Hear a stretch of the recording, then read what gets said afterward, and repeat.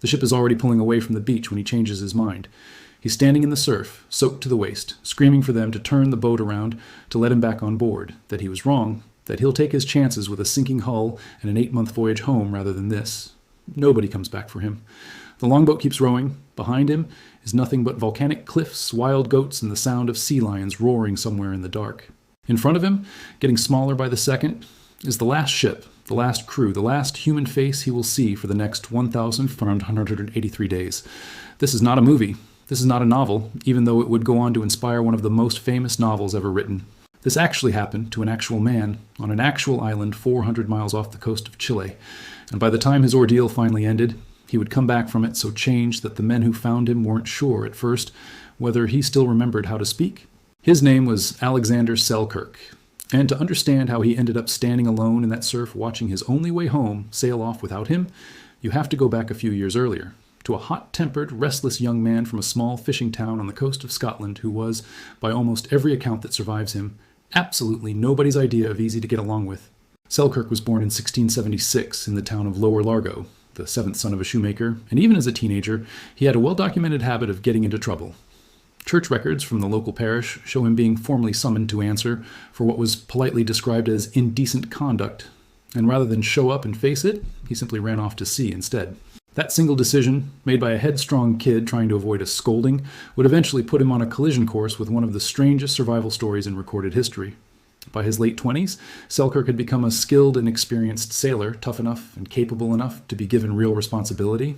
And in 1703, he signed on as sailing master of a privateering ship called the Cinque Ports, part of a small squadron, sailing under the overall command of the famous explorer and buccaneer William Dampier. Privateering, if you're not familiar with the term, was essentially government-sanctioned piracy. Britain was at war with Spain, and ships like the Cinque Ports were legally authorized to raid Spanish shipping and settlements across the Pacific, splitting the plunder between the crew and the crown. It was a dangerous, violent way to make a living, but it was also, for a while, an extremely lucrative one, and Selkirk had every reason to believe this voyage would set him up financially for years to come. It didn't work out that way, and the reason it didn't work out has everything to do with the ship itself. The Cinque Ports was in bad shape. It had been at sea for a long time. Its timbers were rotting, and worse, it was infested with shipworm, a parasite that literally eats through a wooden hull from the inside out. Selkirk, as sailing master, was one of the men most directly responsible for the seaworthiness of the vessel, and he could see exactly how much danger they were in. In September of 1704, the squadron put in at a small, uninhabited chain of islands off the coast of Chile called the Juan Fernandez Islands to take on fresh water and supplies. And it was here that Selkirk finally confronted his captain, a young, inexperienced, and by most accounts fairly reckless officer named Thomas Stradling. Selkirk argued, forcefully and repeatedly, that the ship was not fit to continue the voyage, that it would sink long before they made it home, and that continuing to sail on it was, in his professional judgment, a death sentence for everyone aboard. Stradling didn't just disagree, he got angry, and Selkirk, never a man to back down from a fight even when backing down was clearly the smarter move, pushed the argument to its breaking point. In the heat of the moment, he told his captain he would rather be left behind on the empty island in front of them than get back on that ship. It was the kind of thing people say in the middle of an argument without fully meaning it, a bluff, an attempt to make a point. Except Stradling called it. He ordered Selkirk's belongings loaded onto a small boat, rowed him to shore, and made it clear he intended to leave him there. And this is the moment where the story turns, because as the boat started pulling away, the full weight of what was actually happening hit Selkirk all at once, and he panicked. He waded into the water, shouting, begging to be allowed back on board, telling them he'd changed his mind. It didn't matter. The Cinque Ports sailed on without him, and Alexander Selkirk was now completely, utterly alone, watching the only ship on Earth that knew where he was disappear over the horizon. He wasn't left with absolutely nothing. He had his sea chest, some clothes and bedding, a single flintlock musket with a small amount of gunpowder and shot, a hatchet, a knife, a small cooking pot, a Bible, and some navigational instruments and books.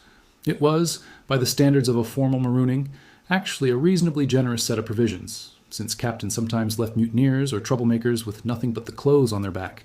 But generous or not, it was nowhere close to enough to survive indefinitely, and Selkirk had absolutely no idea standing there on that beach that indefinitely was exactly what he was about to face.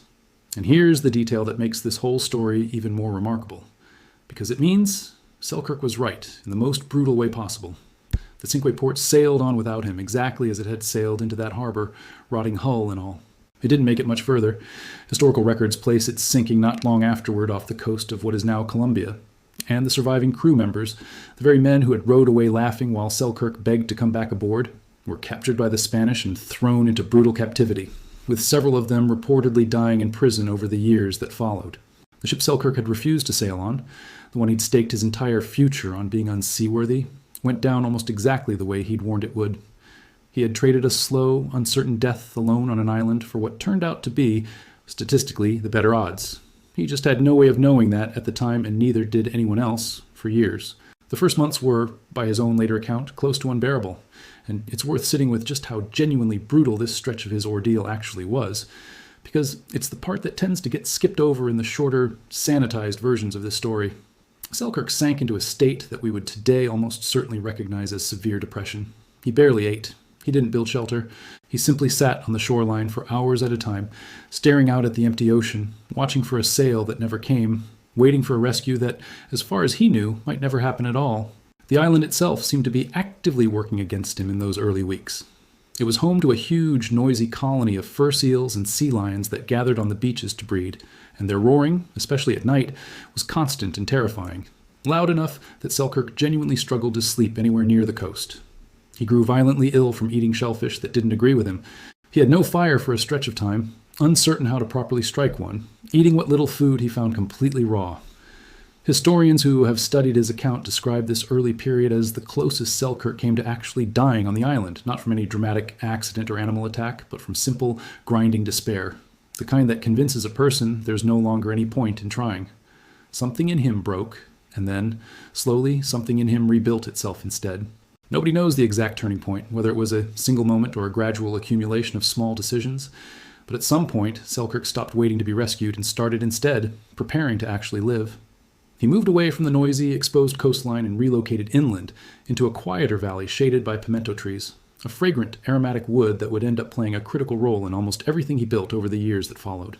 He constructed 2 small huts from pimento branches and long grass, one to sleep in, one to serve as a kitchen, and lined the inside with the skins of the island's wild goats, animals whose ancestors, it turns out, had actually been intentionally released on the island decades earlier by a previous Spanish sailor, specifically so that future shipwrecked or marooned sailors would have something to hunt and eat. It's a strange, almost eerie detail that the very animals keeping Selkirk alive were there because someone, long before him, had once thought exactly this kind of situation through in advance. Hunting those goats became the foundation of his entire survival, but it very nearly killed him at least once. He grew skilled enough at chasing them down across the island's steep, rocky terrain that he reportedly began outrunning them entirely on foot, an ability that later, when he described it to the sailors who eventually rescued him, they found almost impossible to believe.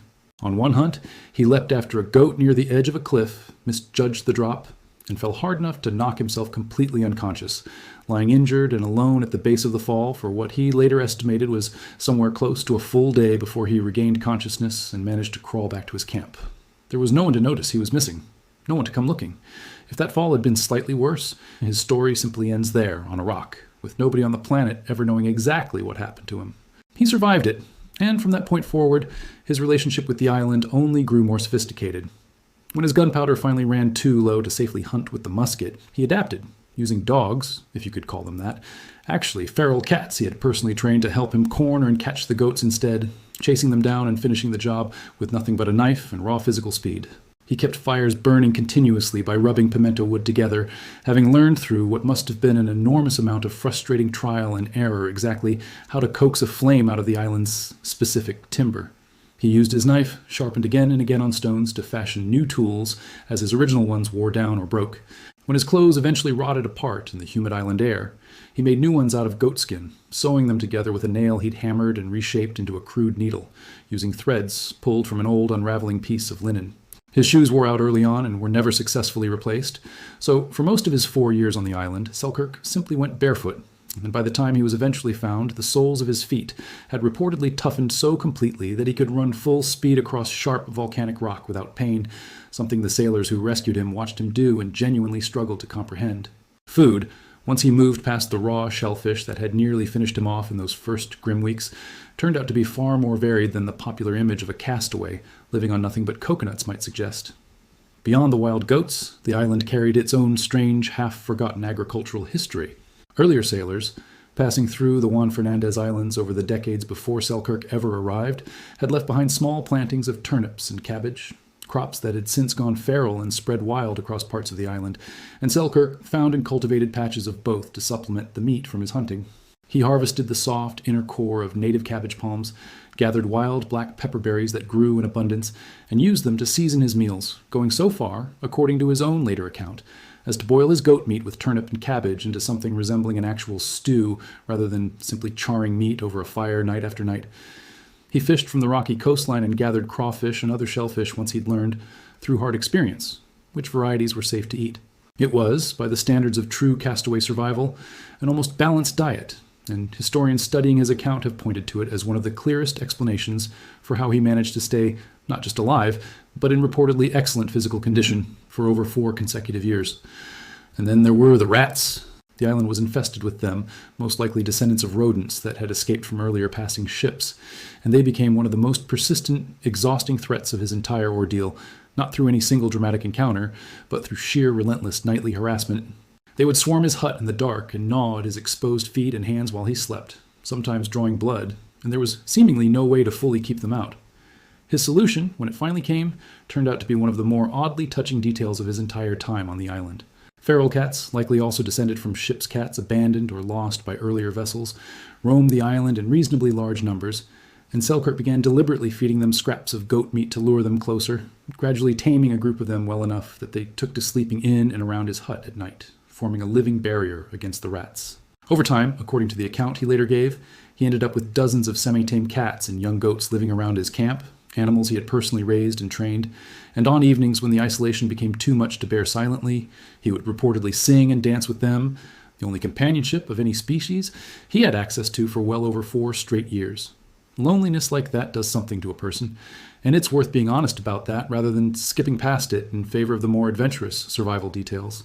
Selkirk later admitted that there were long stretches, particularly in the first year, where he seriously questioned his own sanity, where the total absence of another human voice began to feel like its own kind of slow, quiet torment, separate from, and in some ways worse than any physical danger the island presented.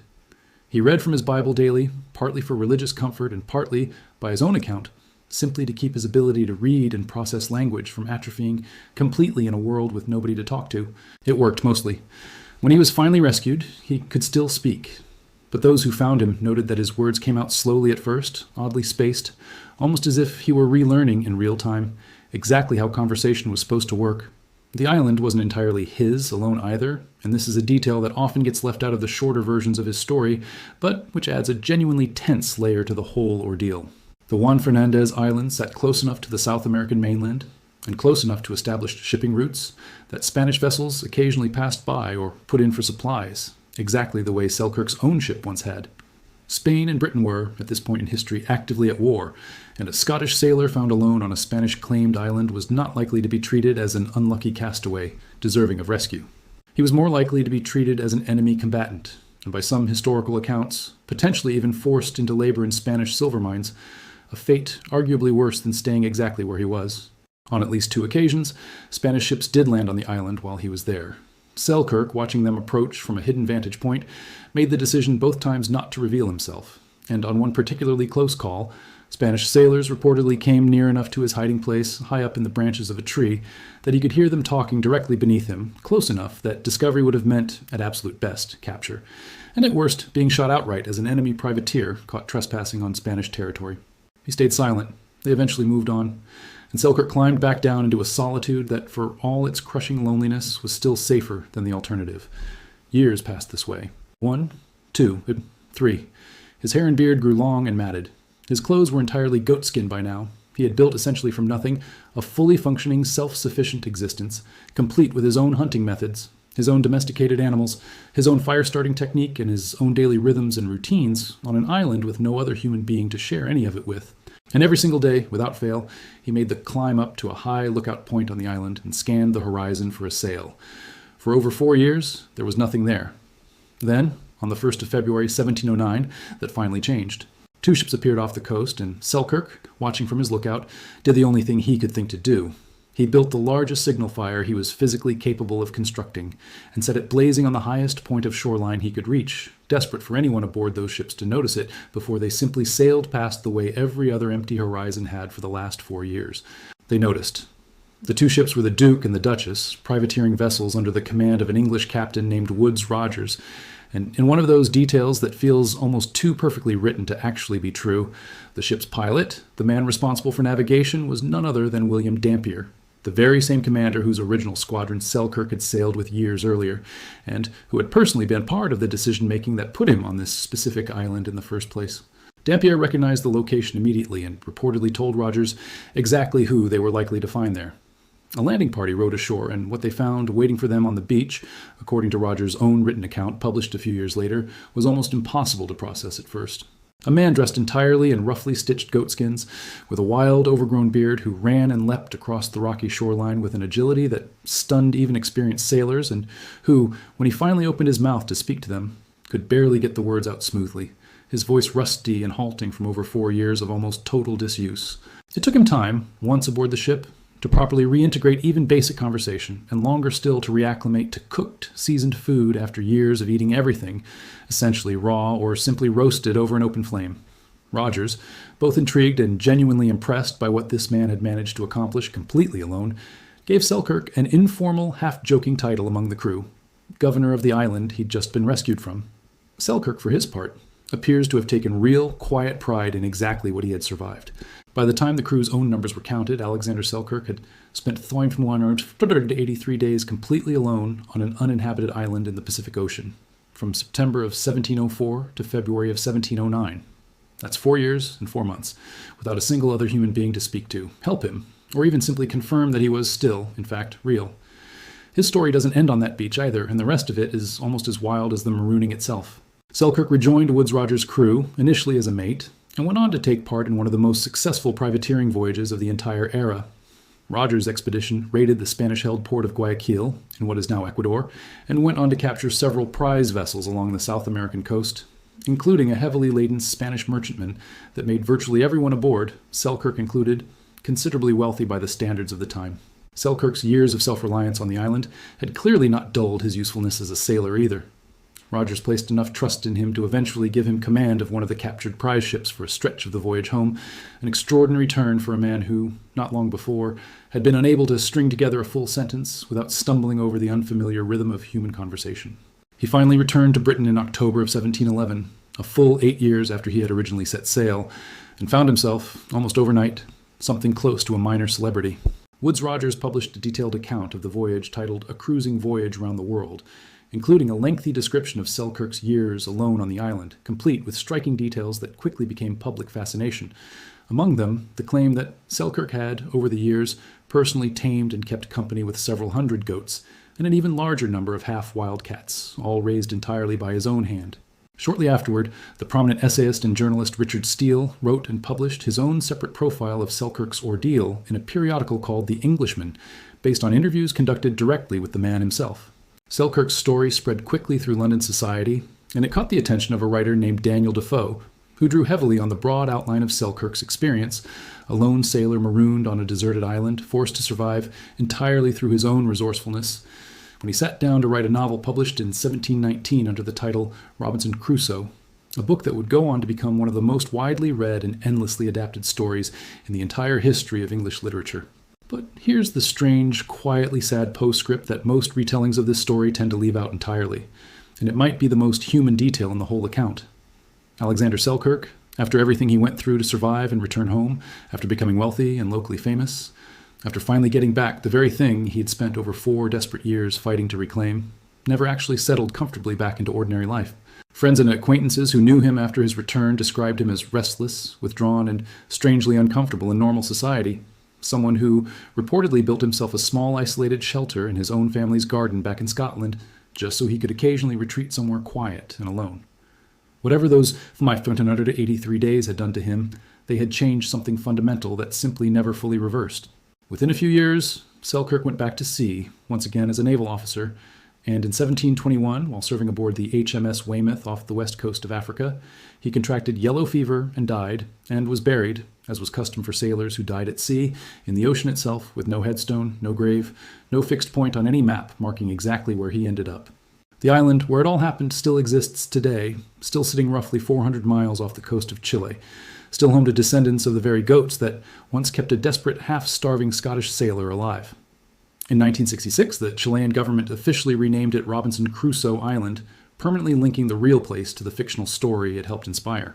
Archaeologists have since identified physical remains at what's believed to be the actual site of Selkirk's original camp, including fragments consistent with navigational instruments from exactly the right period. Quiet, tangible confirmation that everything you've just heard wasn't legend, was an exaggeration passed down and inflated over 3 centuries of retelling. It happened to a real, specific, deeply flawed, and genuinely remarkable man who survived 1,983 days completely alone through nothing but sheer, stubborn refusal to simply give up, and who then discovered, after finally making it home, that the person who walked back into ordinary life was never quite the same one who had been left behind on that beach in the first place.